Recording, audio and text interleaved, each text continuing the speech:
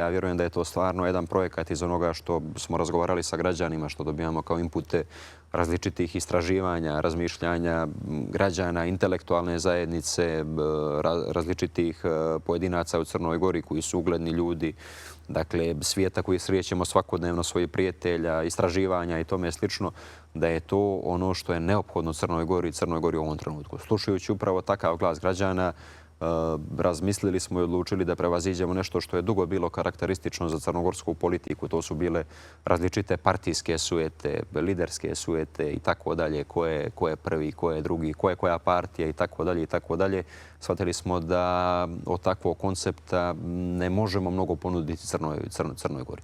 Upravo za to, odgovarajući na takav zahtjev građana, sjeli smo za sto i vjerujte mi, vrlo brzo se, možda i na sopstveno iznenađenje, vrlo brzo se dogovorili da idemo u tu priču, da pravimo taj koncept, da su to političke stranke koje su na neki način od samog početka višestranačja, 90. godina, dakle liberali, Socijaldemokratska partija su neko koji je i tad bio, neko koji je utemeljio, sjetit će se stariji sugrađani, reformske snage u Crnoj Gori, koji su bili antiratni pokret, koji su bili jedine dvije političke stranke u Crnoj Gori, koje su se od prvog dana zalagale za nezavisnu, suverenu, evropsku Crnu Goru i tako dalje, koje su unijele u Ustav Crne Gore ovu himnu, zastavu, jezik i tome slično. Dakle, partije koje su ugradile sebe apsolutno u temelje Crne Gore i koje su apsolutno dokazane na svaki način kao neko ko, iako možda u nekim istorijskim procesima nevelik brojem, snagom svoje ideje i ispravnošću tih ideja može da usmjerava Crnu Goru u pravom smjeru. Ono što, kako smatramo mi u liberalnoj partiji, dakle, 10 godina smo bili opoziciona partija. 10 godina smo bili i dio vlada Crne Gore do 2020. godine. U prvoj deceniji smo uspjeli da dođemo do toga što je nezavisnost Crne Gore.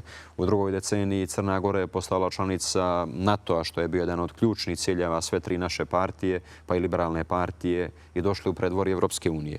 Dakle, shvatili smo da je vrijeme da zatvorimo i to poglavlje i zajedno sa našim prijateljima iz SDP-a i SD-a otvaramo novo poglavlje za narednih 10 godina. Dakle, razmišljamo ne kao neki u ovoj vladi od danas do sutra, od izbora do izbora, već strateški nudimo, odnosno ponudit ćemo vrlo brzo Crnoj Gori ono što je program i ideja za narednih 10 godina.